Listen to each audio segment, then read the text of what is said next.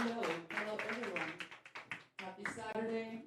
I'm Iris Torres. I'm the head of industry for the 12th edition of the Guadalajara Film Festival. And I want to welcome you, all of you, and thank you for being here for our masterclass, who's kindly being sponsored by the Art Directors Guild Diversity, Equity, and Inclusion Committee. I'm going to give the mic to our AGG members so they can do a proper introduction of our masterclass.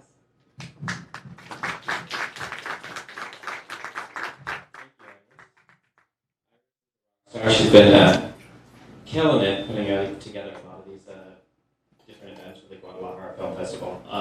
The AEG Diversity, Equity, and Inclusion Committee would like to thank you all for being here. Part of our initiatives are specifically education, outreach, and making sure that there's equal representation and equity in storytelling, so that people are telling the stories that, represent themselves. So we're very excited. Here, I'm Alex, by the way, and this is Sarah Gonzalez. She's also a member of the AEG, which, for those that don't know, we're the union that represents production designers, art directors, graphic designers, illustrators, scenics, I know I'm forgetting something, previs, model makers, all the types of things that help create and build and design the worlds of the stories that we get to fall in love with every day. So today we are presenting a wonderful conversation with world-renowned production designer Eugenio Caballero. Thank you. Sorry, I'm tongue-tied. Which will be moderated by another ADG member, Dionisio Talafoya, who is one of our scenic artists and art directors. Anybody to add? Thanks. Without further ado, Dionisio, you want to come and intro Eugenio?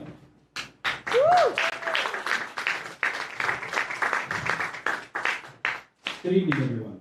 My name is Dionisio Talafoya. As Alex and Sarah pointed out, I'm with the Art Directors Guild. I'm one of the board members and chair of professional development.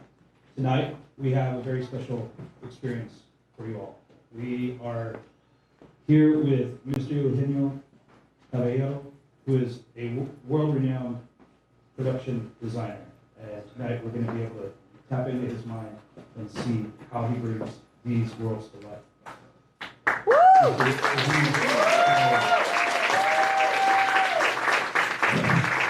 Hello everyone. Thank you for being here.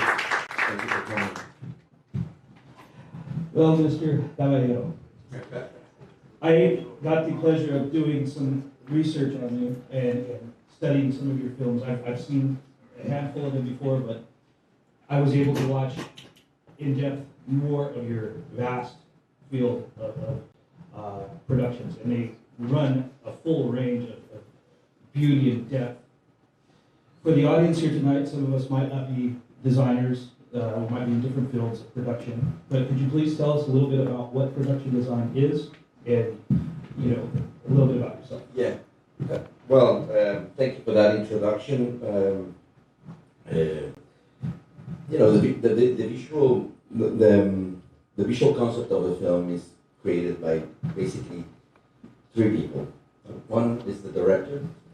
They provide the vision, and then the other part are two specialists in different fields. One is the DOP, or director of photography, and the other one is the production designer. There's an old, and I'm saying old because in my mind that is renewing all the time. There's some old definition to divide the work of these two different specialists. They said that the production designer takes care of the tangible things, whatever you can touch. You can touch the color painted on the wall, a location, a build, a prop, the set dressing, all these things that you can touch. Meanwhile, the DOP will somehow be in charge of the things that you cannot touch. That means the light, the framing, or the color if it's through the light.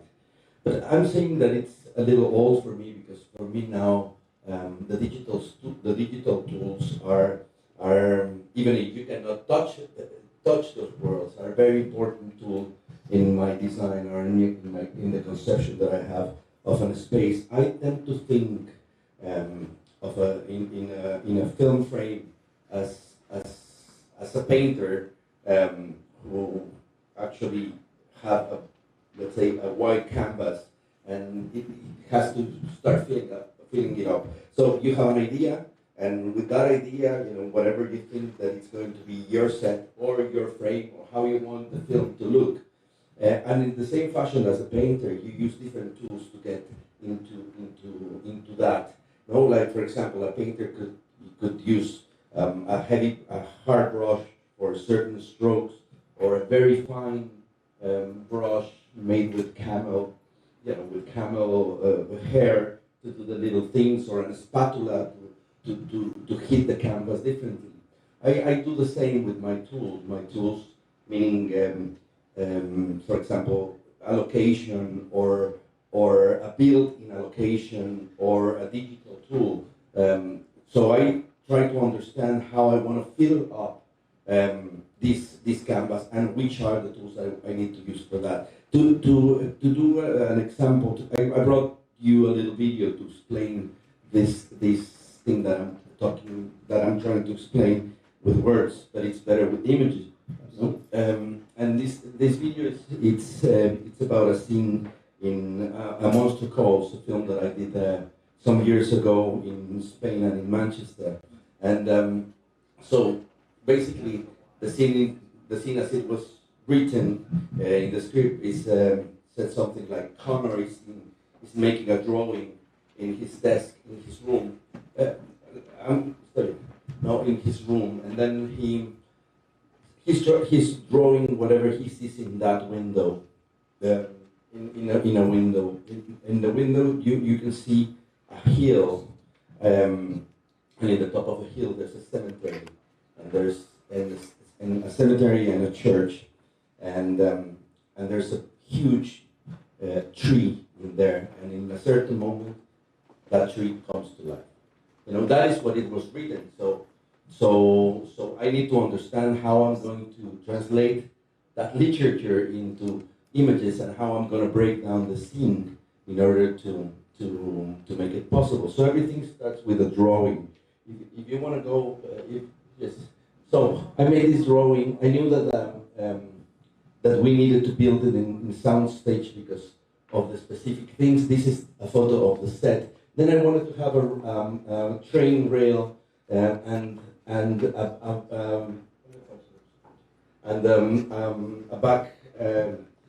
the backyard, and I knew that I need to have a lot of control in the backyard. I decided to put a train track because I wanted to give the idea that it was that this happened in a suburban spot outside of a big city, a big industrial city, to enhance somehow the loneliness of the boy. And then I knew that I needed to have a backyard in which a lot of scenes take place. So I decided that I have to build it, and I built it in the parking lot I built it in the parking lot of the studio because we didn't have another spot to do it. What is it? Yes, just a little bit behind, so you can see the drawing. Yeah. Okay. Yeah.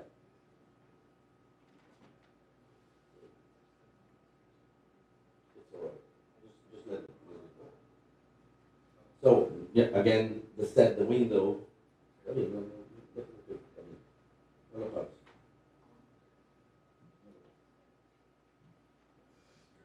At the window, then the drawing of what you see through the window. So that is a drawing of what I wanted. So I built this set. You can see the scale of the set and the details on the following pictures. How large was your crew on this? Well, I had like 400 people when we had the big builds, but we had several builds in two places at the same time.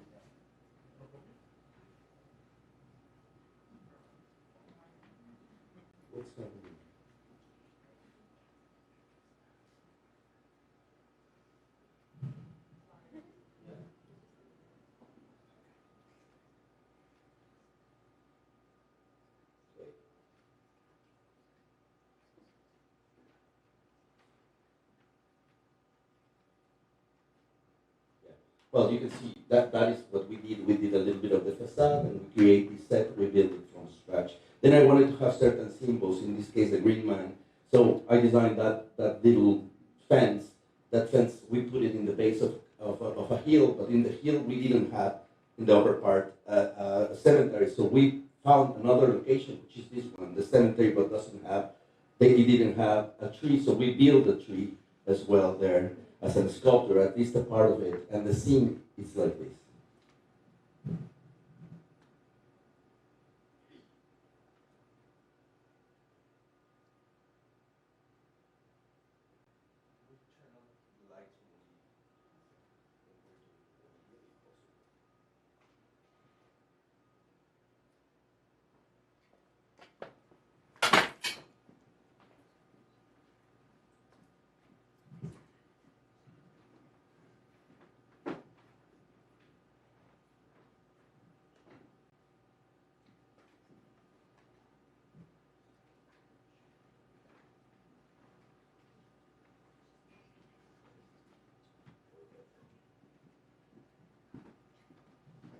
Well, I don't know if you had a chance of seeing it, or we just replay it with no light, just for you guys.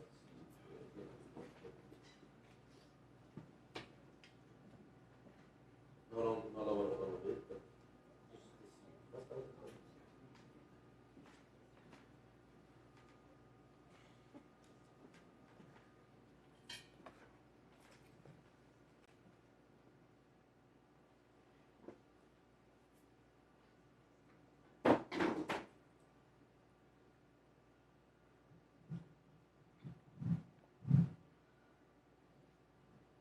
So in that way, I think of how I translate what I read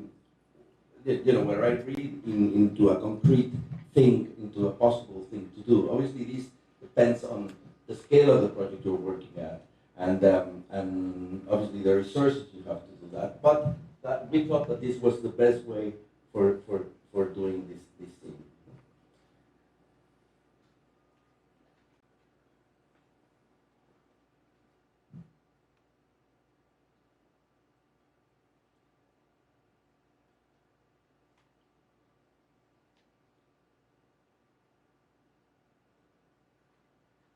So for having this, we had this set in the soundstage. We had many sound stages in Barcelona, and obviously, I think of the sets when I build them not just as a set that looks nice, but also that it's very practical to work at. So I create a lot of movable walls and this sort of thing, so we can really shoot at it in a comfortable way.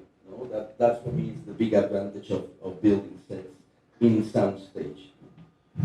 Tell me a little bit about how you pick your projects, because now that you have such a vast background, how do you go about choosing what you want to do next and what stimulates you? Well, I mean, for many reasons, for various reasons, I don't have one thing specifically that really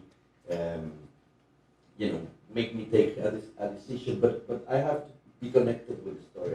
It has to make me feel. For me, it's the ultimate duty of us, the filmmakers, is to make feel people. So I choose projects that actually make me feel more than the ones that are just spectacular.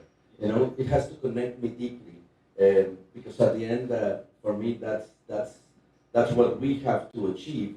And when I was saying that the director provides a vision, and the rest of us, meaning a sound designer, meaning the DOP, meaning the actors, meaning everyone, are tuned with that vision and use the tools in a vast way, using whatever we have in our own craftsmanship, in order to follow that direction, that vision, and we all point to that to that goal, the goal of connecting with the audience. I think that's when a film starts to be very powerful, but it's not common. It's in my experience, it's very hard that everyone is really tuned into some goal. That's why making a good film is such a difficult thing. It's a difficult task. Do you tap into your own personal history when you're designing? Is there a lot of personal influence that comes into your designs, or is it more research and Well, it all depends on which project. For example, Roma for me was a very personal project because it really connected me with my own memories that I didn't knew that they were there. My family. I'm younger than Alfonso, but he was talking something that seemed very familiar to me. So I went to dig in my own dusty memories and also shake a little bit of my family history as well, and I put it there. But that is because it's that specific thing. But I mean, my duty as a production designer is more to understand what is the truth of the film itself or the story itself, and try to design something that works narratively. I don't use the color because I like it, or the shapes or a location because it's cool. Specifically because my personal taste changed within the years. I mean, don't have the same taste that maybe 10 years ago. And if I want my films to stay, to have a long life, I need to really put an anchor or hook into something else. And what I found that works for me, it's in the story itself. So I use my three main tools as a designer, which is color, shape, and texture. Everything, even a furniture piece, a prop, a big set, or a location. If you really go to the essence of it, it's just color, shape, and texture. And I use it to somehow tell a story. Like for example, in Pan's Labyrinth. In Pan's Labyrinth, we use talking about shape. We had two different worlds.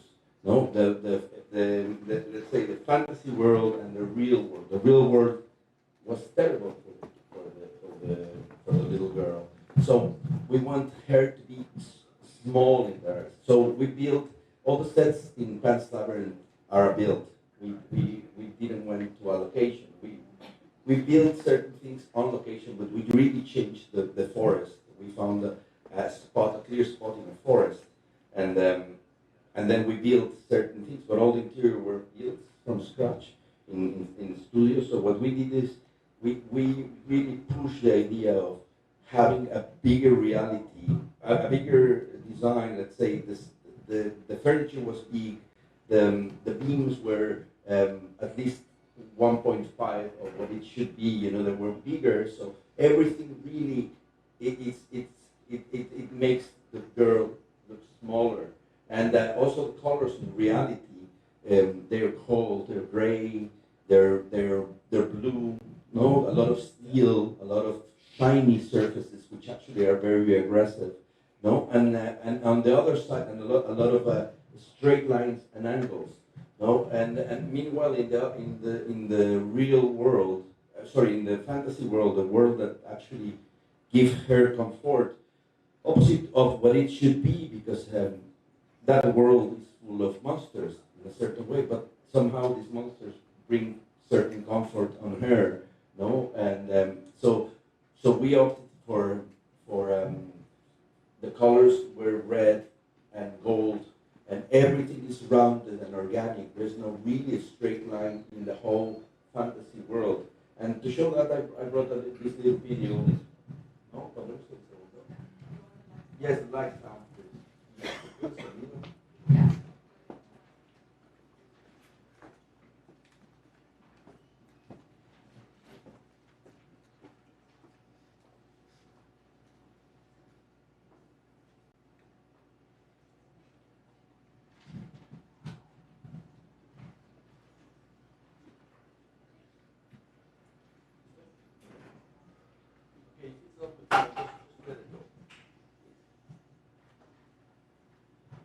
So in Pan's Labyrinth, this is real reality, right?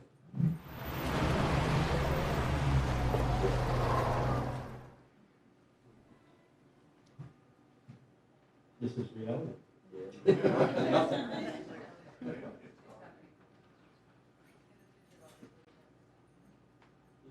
don't worry. I just want to.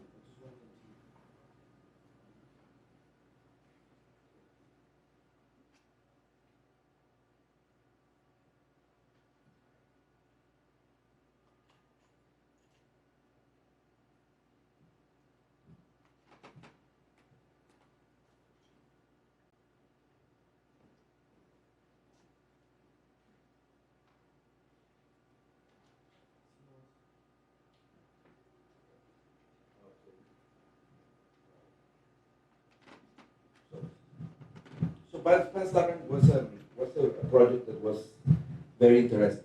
You know, the reality. So you have, even in the graphic design, you have the lines, you have the straight, massive structures.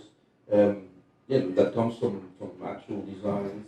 The furniture is huge. Is really bigger than life. All the buildings. This bed was enormous. So she always feels small in the spaces. You know? Like that chimney, which is huge, or the size of the table, or the angles that comes down in the office of Vidal. And again, all the elements are pointing this very aggressive world for her, right? Like, all the shine, the sheen, the metal, the mirrors. This world seems quite muted as well, right? Yeah. The muted palette, yes. But it's very cold. In the muted palette, it's very cold. Meanwhile, in the fantasy, you have the whole opposite. You have all organic, no straight lines. You have a warm color of it. It's golden, it's red. Hola, But not red, but soy la princesa Moana Very warm. y no te tengo miedo.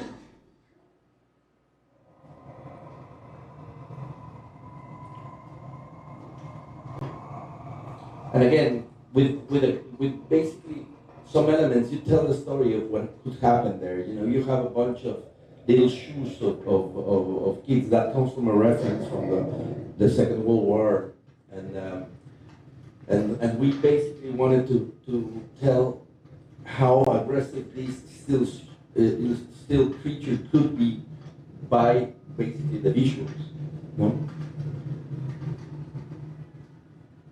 I was going to say the picture tells a whole history of what Yes. goes on. Yeah, and that's what we want. So it's not just a decision about that it looks cool, but it's also a decision of all of this enhance what the girl is feeling. You know,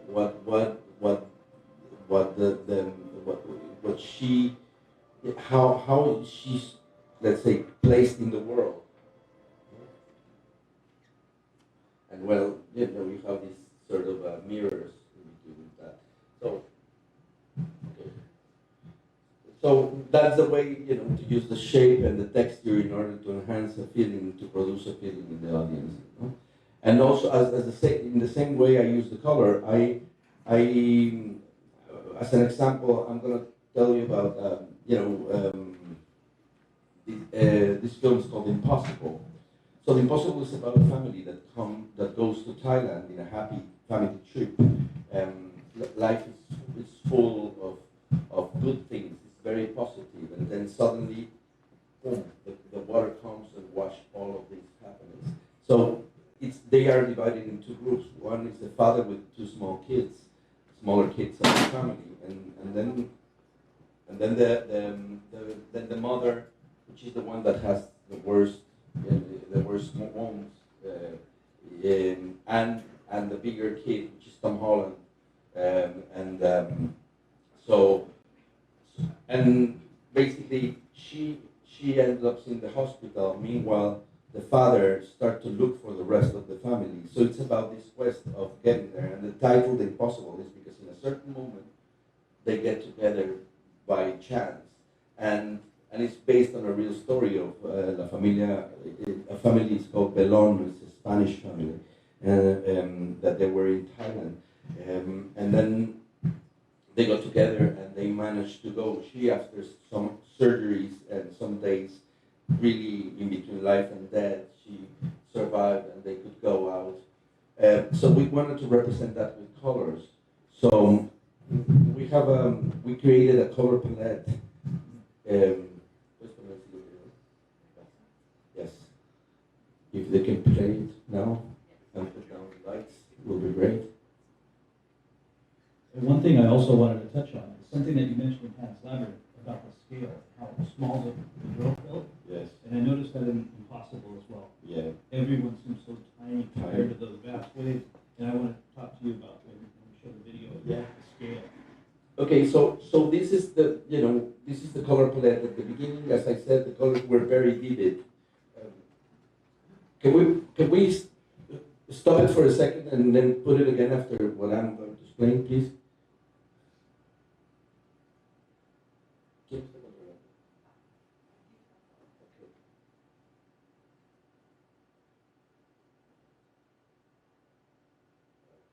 So, when we started over, you will see that at the beginning the colors were very, very saturated, very happy colors. That actually made sense with Thailand. Thailand used those colors a lot. So that represents somehow the spirit of the family. Once the wave come, they would go into all the saturation in the colors would disappear, and they will completely disappear, as you can see, as you will see. In the next one, and then colors start coming a little by little. She had to go to the hospital, so we decided to use whites and less saturated color because she was almost like a ghost. But suddenly, they basically walked through all of these and they managed to go out. The colors come back, but they're never in the same saturation because somehow there's this experience that will never let them see the world in the same way that it was at the beginning. So we really try to go with color in a narrative fashion, and that's that's what we try to create. I normally do these photographic palettes, and then I turn them into solid colors. So, but I love to start with a photographic palette always for my films. Was that pre filming? Yes, all of these were. So that was research. That was research, and those are the things that I basically show the rest of the people on which are the colors I want to work with. Yep. Okay. Then it goes completely out of saturation, more in a white thing there. She's becoming a ghost, fighting with her, to survive, and then they get together. The colors came back. In the next frame.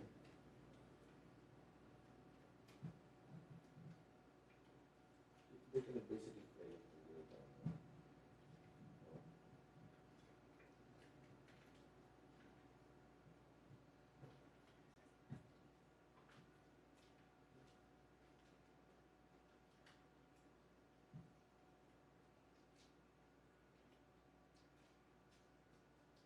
So again, at the end, the colors are back, but never as bright as the others. So somehow and that's the way the color travels through the film.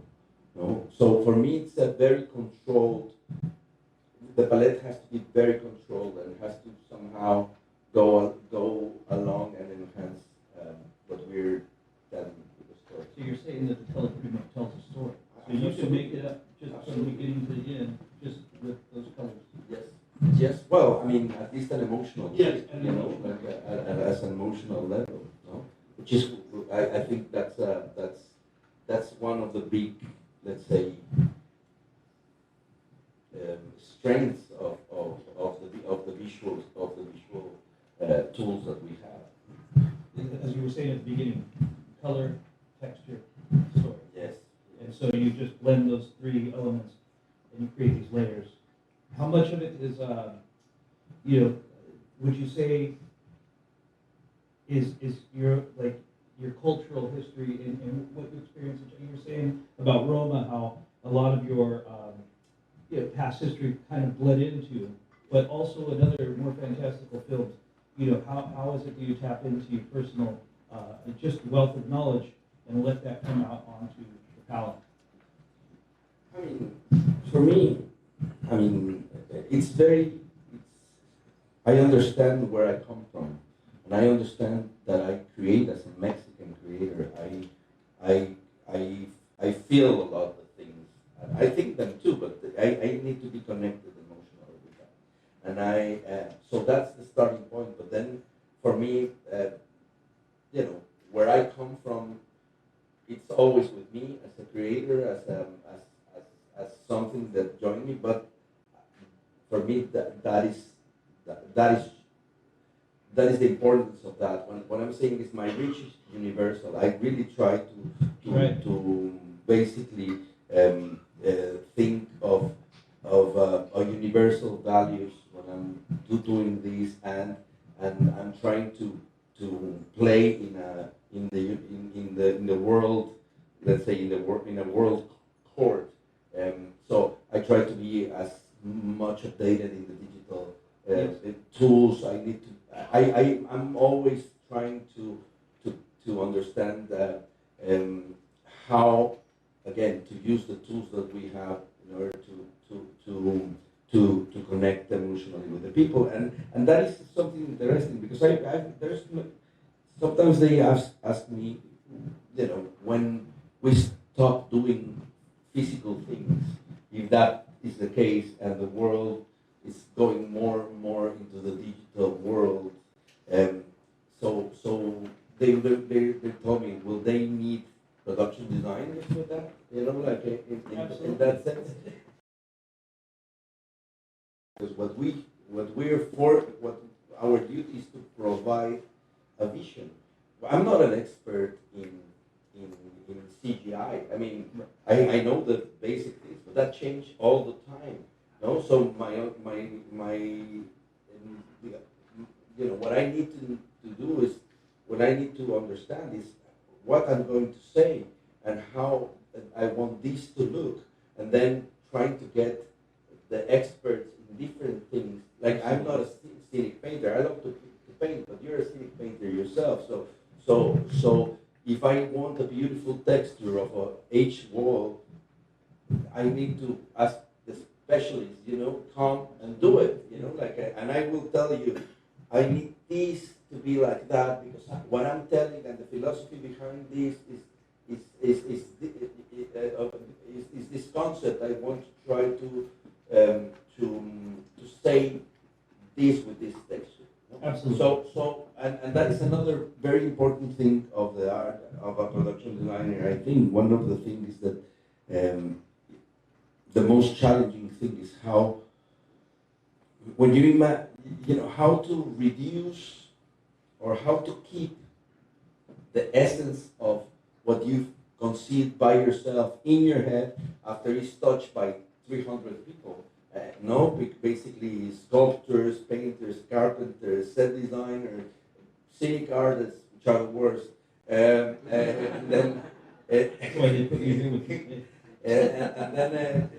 all of these even directors, which somehow touch this concept, touch this thing, and how do you manage to keep that idea and that essence up to the end? And then at the end, you understand that something very important from a production designer is to have the capability of really share and produce passion in the people that is working with you.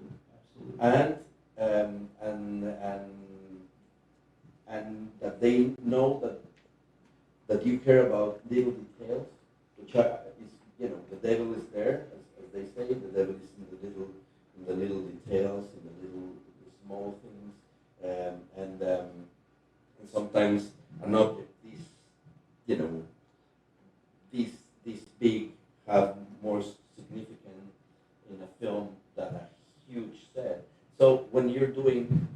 film or a short film in the schools, for example, that is a very important thing to understand. So some of us tend to think of, well, I don't have the resources to create a big thing, so then, then it's a negative thing, instead of saying, what can I really use?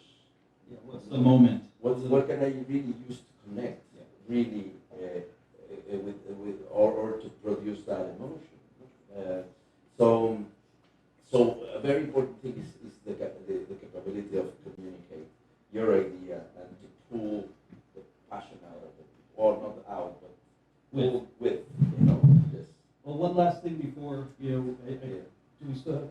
Okay, yeah. I wanted to talk a little bit more about how you use your digital footprint, because I watched Impossible the other day, and I was looking at the footage afterwards, and I didn't know a lot of that was digital. Not only was it digital, but you built practical sets, but they're massive sets.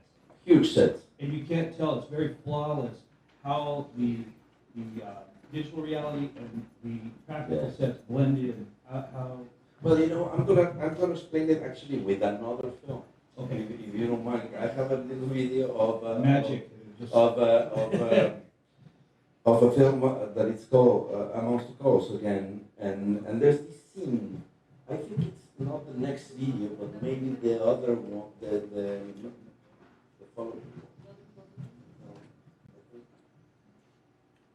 Yes, this one. All right. No, not this one. The other one. The next one. So if you switch it, I explain certain things. So the Impossible was made in a, let's say, hybrid way. We knew that the digital tools were not there still, because it's a film that actually we shot maybe 10 years ago, more than 10 years ago, and it still looks very actual. And that is because we use a lot of physical things. But this is Amongst the Calls. This is the scene.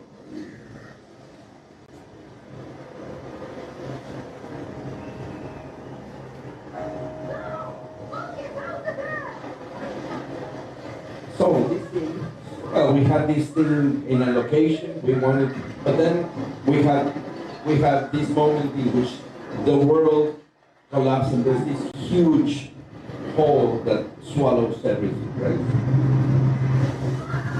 As a representation of his own life, of the moment that he's living.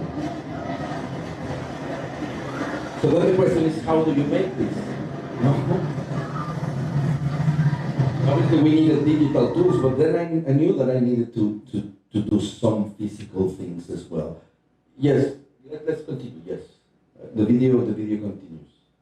So everything starts with a drawing. I knew that I want somehow this feeling. If you just let it go, the video, please. Just put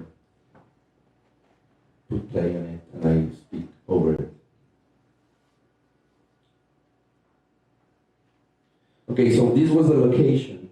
So we knew we need to shoot certain things there. But then we did this miniature. This miniature is scale 1 to 10, because I wanted a specific way how this thing was destroyed.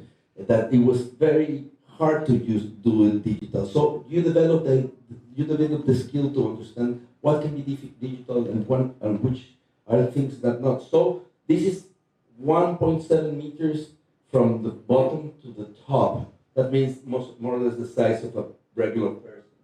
And we did this miniature, and we did this physical effect of destruction. Is it all one shot? One shot.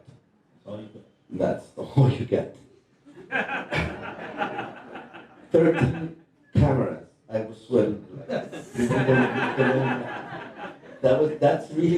That was a risky approach to it, but we did the same in Impossible, and then we create this set which has movable platforms.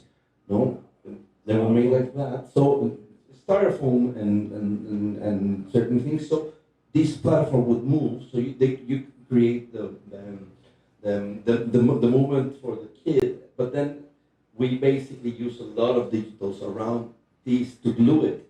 So what what you do is you do you start doing those things. I love to play with miniatures, but it's less and less possible because the digital tools are better and better. So then you don't have a reason.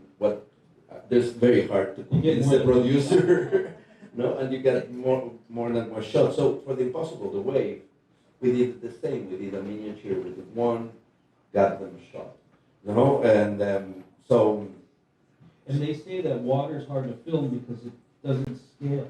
Well, it scale up to 1/3 Okay.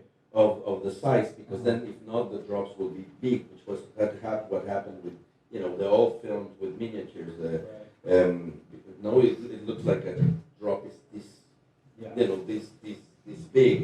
So you can push things up to, the best thing is scale 1 to 2. That means half of the size, and then but you can do it 1 to 3. That means 1/3 of the size. And our miniature in the Impossible was 30 meters, which is a lot. It's big. It's really, really big, because our actual set scale 1 to 1 was 100 meters. So that means I call it a maxiture, no, instead of a miniature, because they're really, really, really big. Right. So I love to do this mix of techniques, very old techniques like miniatures, or like, let's say, plaster, plaster sculpture, with the state-of-the-art digital tools. I love to do it. It's not high tech, it's no low tech, it's Aztec. That's the way that I love. I really want to approach the thing, like this Aztec approach. Well, that says a lot, though. I mean, that says a lot. Like, that wealth of the historic and coming through to the present, and then taking us into the future, and utilizing the digital technologies and seeing them blend together. And then it's all about the art of storytelling, because at the end of the day, we want to reach the audience, and we want to resonate with the audience, and have them, accept it for what it is, but have it stay in the cultural zeitgeist forever, in the global zeitgeist. That's what I see. Most meaningful films that I watch, and after watching several of your films over the past couple of weeks, I'm seeing, wow, more and more. You can see a history coming through in all of it. Thank you. Is Is there any question? Yes, I was going to open it up for any questions. Yes. In the back first. Yes. Congratulations for your career. We're following you since the beginning, and we love your work. Eugenio, I would like to ask you, can you tell me your relationship with the wardrobe, with the costume department, Yes. and also with DP, you have a story to tell. Maybe Guillermo Navarro, who's also Mexican.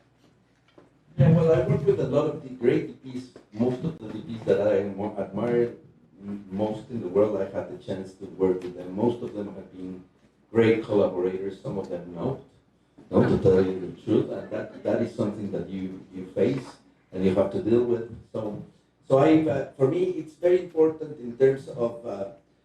Normally, I start earlier the projects than the DOP, because it takes more time, and those guys charge more.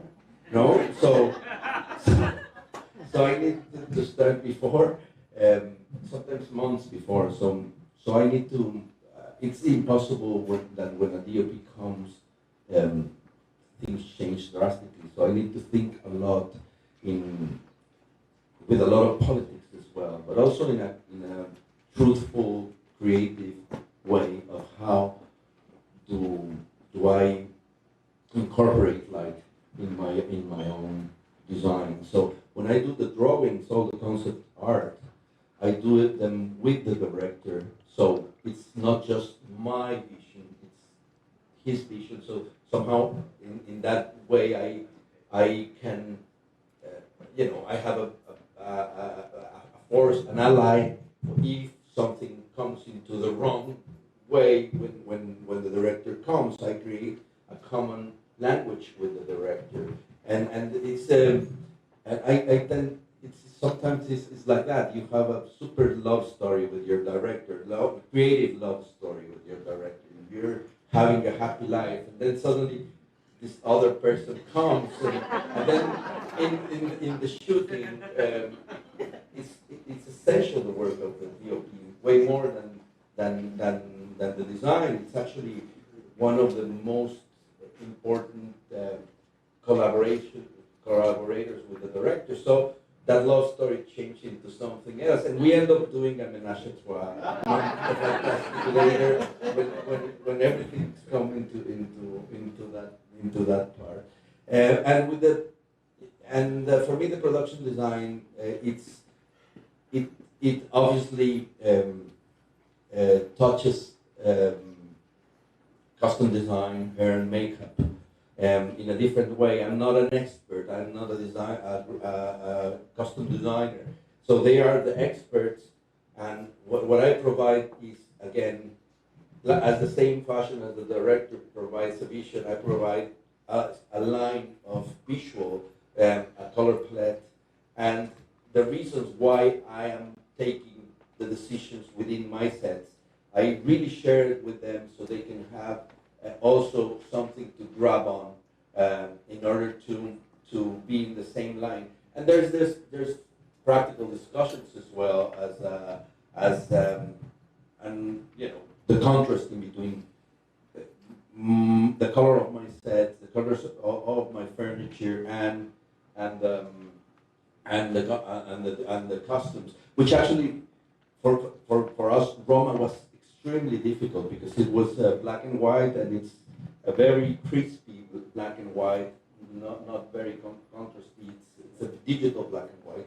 So when you do working in black and white, you notice that maybe that beige and that gray and that yellow and that orange turns into the same gray. When you translate it, and it's very challenging. So what we did is we did a huge color palette of possible colors that we would find with the period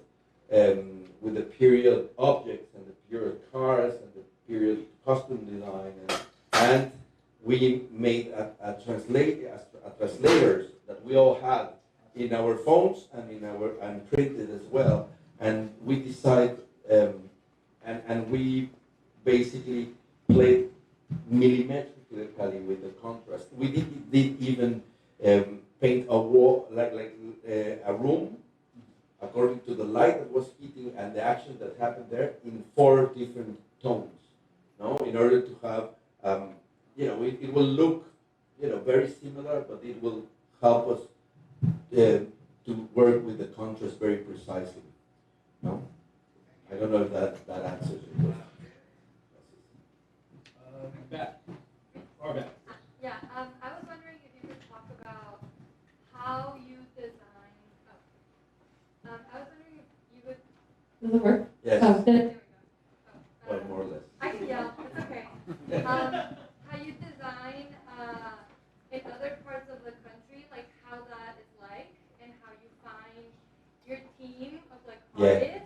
Because especially if you could talk about your first experience, I feel like designing in Mexico in the beginning is always a friend that knows a friend, and you meet all the people, and it's maybe not easier than coming to the U.S. or Spain and designing sets and building all of your team. How does that work? Well, it's a good question. It's a good question. I tried to touch it a little bit before saying that to be able to communicate your idea is very important. And also another very important skill is to understand what do you need of your crew.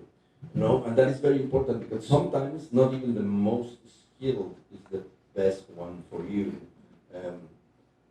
Sometimes it's better to work with somebody that can hear you, that can understand you, and then maybe it's a little bit more limited in its skills, but it will push the car towards the direction that you want, and not towards their direction. So I work now. Now it's different because now I have crews in different parts of the world that I work with and that I trust. But the usual thing is that I go, or I used to go by myself to the projects. You know? Like I needed to go and start talking with the production company, saying, okay, who's available? And I did my own research. I went to IMDb.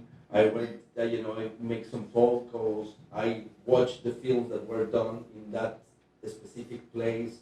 And it's about, again, about going deep. And that is, it's always with, it's the same with the texture, than with your research, than with these things that I'm telling you, like researching on the place you're going. If you really take it seriously, even if it's a small decision. I remember some of my old friends used to laugh at me when I was doing, a short film or a music video, because I couldn't go to a concert that I had some tickets because I needed to stay texturing a wall because I was doing everything by myself. And they would say, come on, it's just a fucking, music video, no? Why do you want to stay here all night? And even that was because I cared. I really cared, and that is exactly for me an important thing. Is when I think about the Oscars or the awards that I have had or the career that I have right now, there's no really big steps. There's basically a lot of little steps of things that sometimes they were not going anywhere. Sometimes those music videos were not finished, or the short film was never shown, or something like that. But somehow I believe that it moved certain energy. It showed me that a level of commitment. It showed me also this thing that I now look for my collaborator is that they care about our craft, they care about what we're doing. What a wonderful answer. What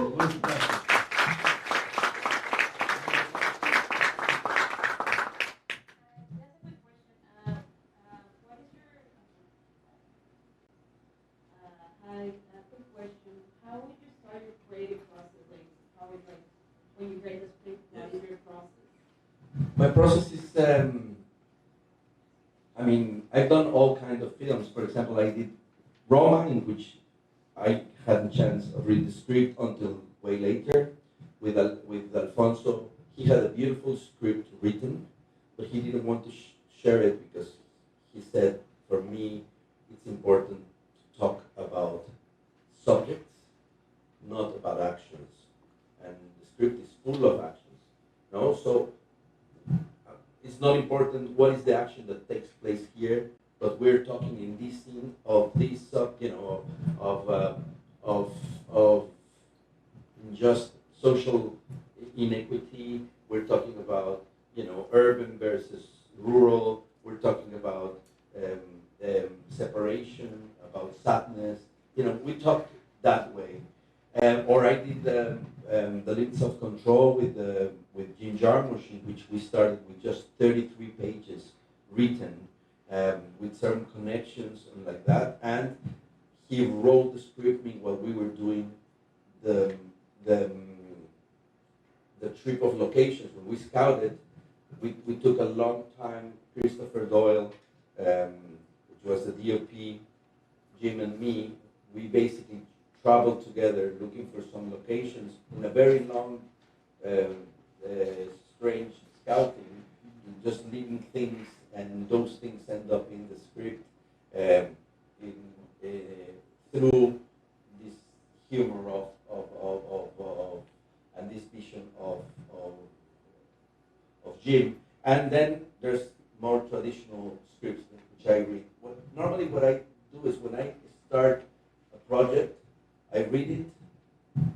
First, I don't make any notes at all. I'm just feeling it.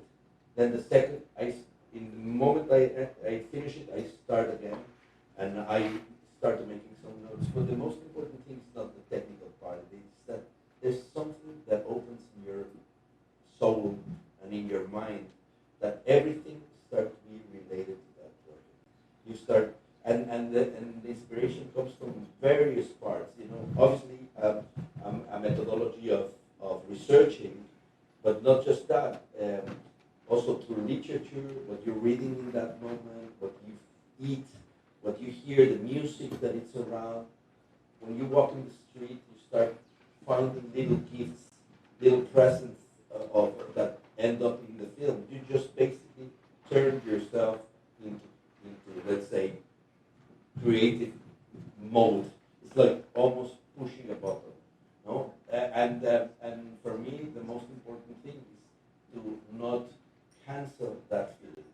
No, I really enjoy this moment in which I start to live through a story that I just read, no, or to let's say to live with the story that I just read. That is the way. And then, obviously, if you want to go more formal and you need more help with that, I can tell you first research, then some drawings. If you can draw, if you can make drawings, if not, the duty of communicate your ideas is yours. No, so you have to come with anything, maybe a scrapbook, maybe a research book, maybe a group of films, maybe some scenes, many things that you can basically show show your concept or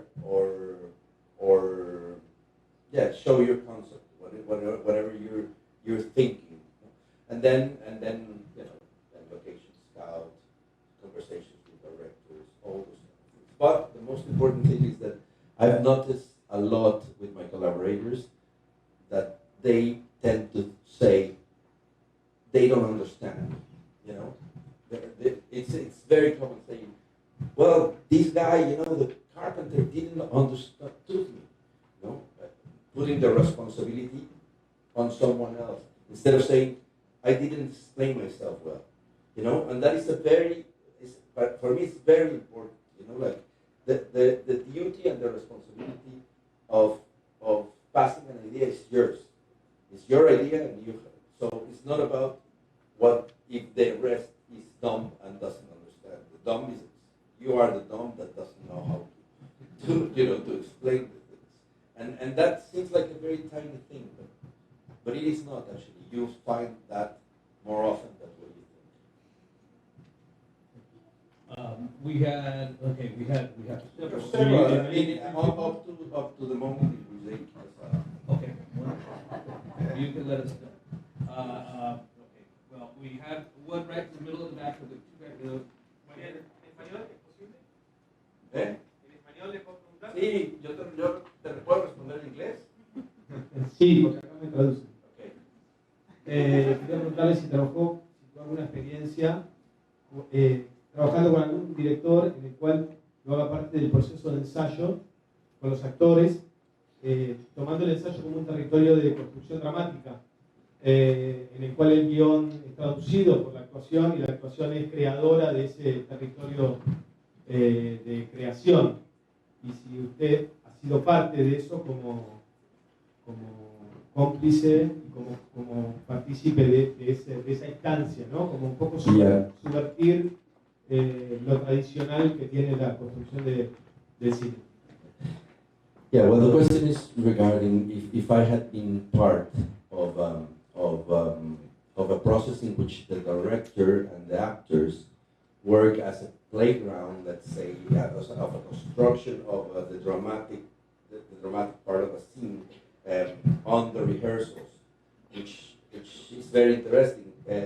And if I had witnessed that, the answer is yes. Sí lo he. I'm going to answer very fast in Spanish and then I translate it. Sí me ha tocado. No siempre puedo estar en el momento de los ensayos. Entonces lo que yo trato de hacer es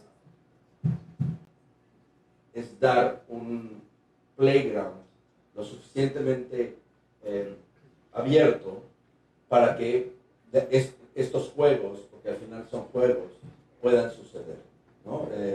So what I try to do normally is to create a playground that allows that. But you know, when I'm talking about creating playgrounds, it's just, for me, a thing that I love in a film and that I try to do all the time is to create different layers, you know, different layers within a scene. You know, that's why, for example, I love to, and I respect a lot the actors, a lot, actresses and actors. I really respect somebody that changed their skin and exposed themselves in that moment. So I really try to help them to build their character, to believe to believe the truth. So it's not just a matter of having a set that somehow tells things, but I normally, even if they don't open the drawers, I put the clothes, I get IDs with the names of the characters, I put love letters, or you know, certain things that they could find, and they can somehow play in that playground with these, you know, like children. We all, for me, it's I love to think in my craft as a huge adult playground. You know, I have a lot of fun working. You know, a lot of fun in creative worlds all the time. Take a couple more. No. Okay. No, please don't. Yeah. Front row. Give me a second. Thank you so much. Voy a hacer la pregunta. Yes. Bueno, muchas gracias por estar aquí. Una pregunta más sobre su experiencia y su carrera. Qué felicidades, por cierto. Ahora, en el punto en el que usted está, en retrospección, ¿qué fue lo más importante para usted cuando primero empezó? Para que le ayudara a tener el éxito y el acceso al que ha llegado. Perdón, es una pregunta de dos partes. La segunda parte es como consejo a aquellas personas que van empezando, no tienen acceso a la red, no tienen los recursos necesariamente, pero tienen esa hambre, ese talento, etc. En su experiencia ahora que lo ve, ¿qué cree usted que fue lo más importante? ¿Cómo que? Gracias. So the question was, there were two questions. One was related to, you know, what was the important things when I was starting, you know, in order what in retrospective, what I think is the most important thing to have the career that I have now. The second is what would I recommend to somebody that doesn't have, sorry? The key of my success, but I think I already answered that in a certain way. It was basically both questions will be answered with the same thing. Is even if doing the smallest thing, the most, let's say, absurd project and small, just do it with love and with care. You know, I think that was the key always. You know, like. The key was always to try to put all your heart. It sounds a little corny, but it's true. You know, to put the, you know, really your mindset and the energy there. You know? That's the most important thing, and also would be the advice. You know, look, production design is a tough one because. Now you're in LA, and in here you have more chances. But for Latin America, there's almost no schools for production design at all. No, so you have to learn from the people we work with. That was my case, or from certain literature that you can find. No, now you can have a lot of access online. I'm not going to tell you this because I don't want to tell this, but when I started, internet was not there. So you need to do your research, classic libraries, and of course, no libraries had some information of production design. Now you can find a lot of things, you know, online. You can find interviews to, you know, top production designers. ADG is doing a whole bunch of things of doing that. Some universities as well, the academy as well. You know, like now there's a little bit more interest. You know, when I started to make films in Mexico, it was basically an utopic thing. We're about a whole bunch of gang in Mexico. I don't know how many millions we are there. And the year that I did my first film, we just made 6 films in the whole year in the whole country. Now we do 190, no, which is, you know, significantly, you know, bigger, higher.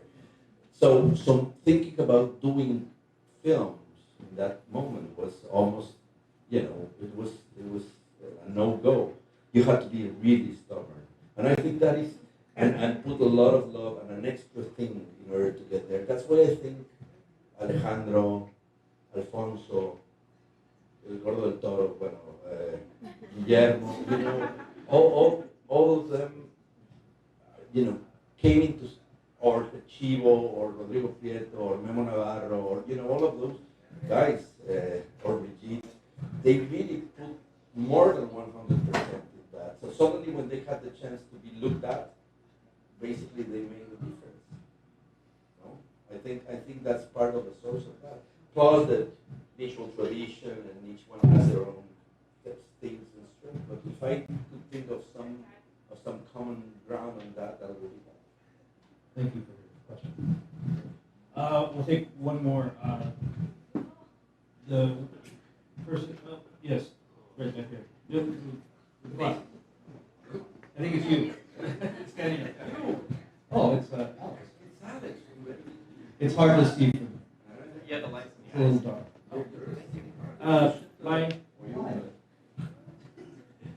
My question is, what element of storytelling influences or you feel is most important to helping you develop your visual language?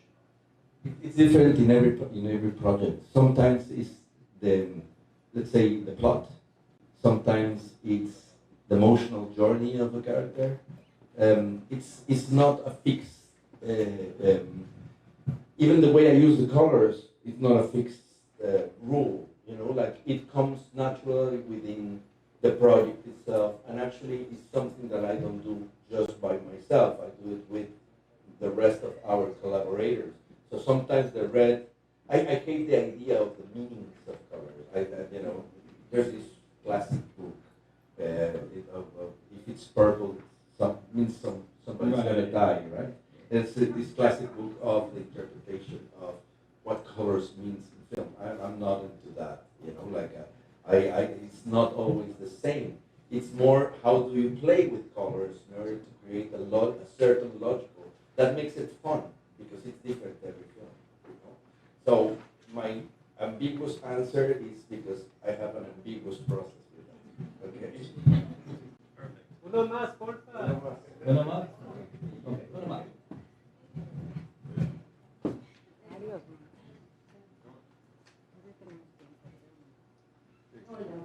Hola. I was wondering if you can share just a little bit of your thoughts about this other side of our craft, which is the budget and the numbers and this constant, you know.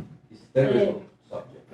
Yeah, so like, I guess the question is also like, how do you allocate, or since prep you have an idea, or do you rely a lot on your head of department or your art director?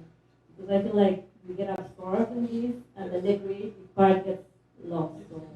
You know, I rely a lot in my supervising art director. Normally they do it better than me, but I used to do it all the time by myself. You know, like I needed to deal with budget.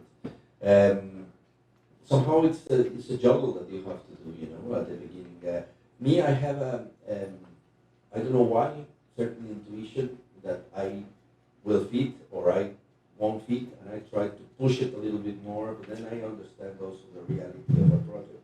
No, what is been useful for me is that when I really want to fight for something, for a specific set,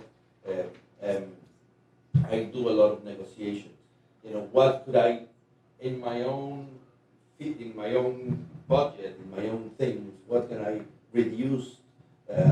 anymore, or I basically stop with a lot of stubbornness. I convince my producers that that idea is genius or something like that, and that I have to have it.